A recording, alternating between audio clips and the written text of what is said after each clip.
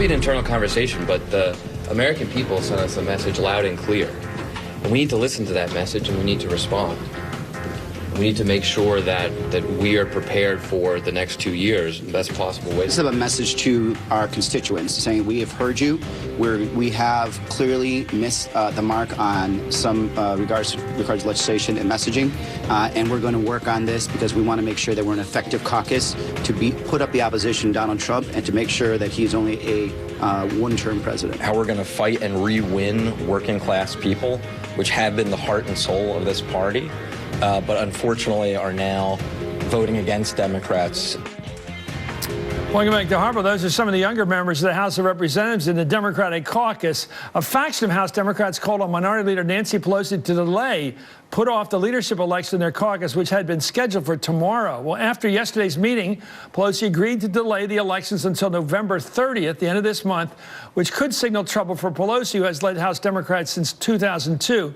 And announced today she's seeking re-election, so she's going for it. One member in her ranks weighing whether to challenge her is Congressman Tim Ryan of Ohio, who says blue-collar voters need to vote blue again if Democrats are ever going to take back the House in Republican hands. Congressman Ryan, a Democrat from just outside Youngstown, Ohio, joins me now. Congressman Ryan, do people agree with you that the Democrats basically have discarded the white working class, if you will? They have not included them in their thinking or in their appeals? Or do the other people say, oh, forget about them, they're lost, we'll go with minorities and women without college degrees, that sort of point of view? I think most people recognize after the drubbing on Tuesday in what was billed really is the great blue firewall, which was, you know, Pennsylvania, Ohio, Wisconsin, Michigan, and we almost lost Minnesota. I mean, those are where the blue collar folks are, and they turned away from the Democratic Party in droves.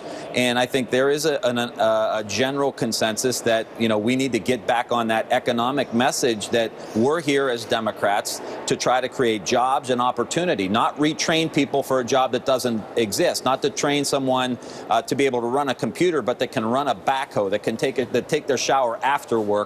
Those are the kind of people we need to keep fighting for. What about the fact that Democrats, like the Republicans, spend all their time with their contributors, wealthy people with wealthy people's concerns and sometimes neurosis? All they care about is these things they care about that are not exactly bread and butter issues that should matter to the Democrats, right? You know, yeah. New York, San Francisco, they're nice places to live, but they do have different points of view than the average person in Youngstown, Ohio. Isn't that the problem? Money talks? No question about it, and that's why I say Donald Trump says he wants to drain the swamp. I'm all in. Let's publicly finance campaigns, and let's make sure that campaigns are only 2 or 3 months long like they are in Great Britain. I mean, that's the way to go to really drain the swamp so we can get back to talking about the real issues that matter to real people in places like Youngstown, Ohio. Are you going to run against Nancy Pelosi for Democratic leader at the end of the month? I'm not sure. We're having a lot of conversations now. My goal was to get this election moved. I didn't agree that it should be tomorrow.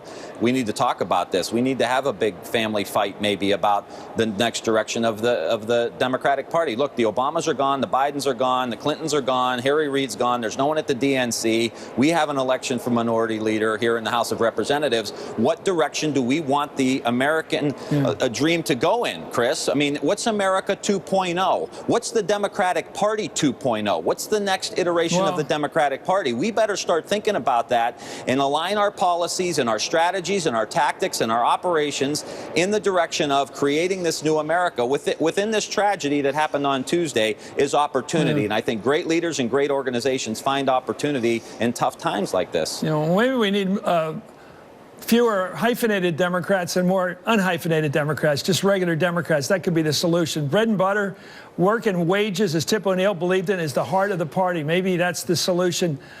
You got a tough road to hoe against Nancy Pelosi because she's not only a hard worker, she's smart and tough. So it's going to be a tough road if you're up against her. I love Nancy Pelosi. I'm not here to blame Nancy Pelosi. She can't get blamed for what happened on Tuesday. The question is, are we going to take the House back, and can we take the House back? If we do, we got to go into those states, Michigan, Wisconsin. We got to go to all 50 states, red districts, red states. The question is, who's the messenger that can go into those communities and pull those Trump voters back into the Democratic fold? That's the question that we have to ask ourselves. Well, I'm impressed you got Brendan Boyle in your crowd there, and you got Seth Moulton. You got some great new guys there. Thank you, and women, I assume, too. Thank you so much, Tim Ryan.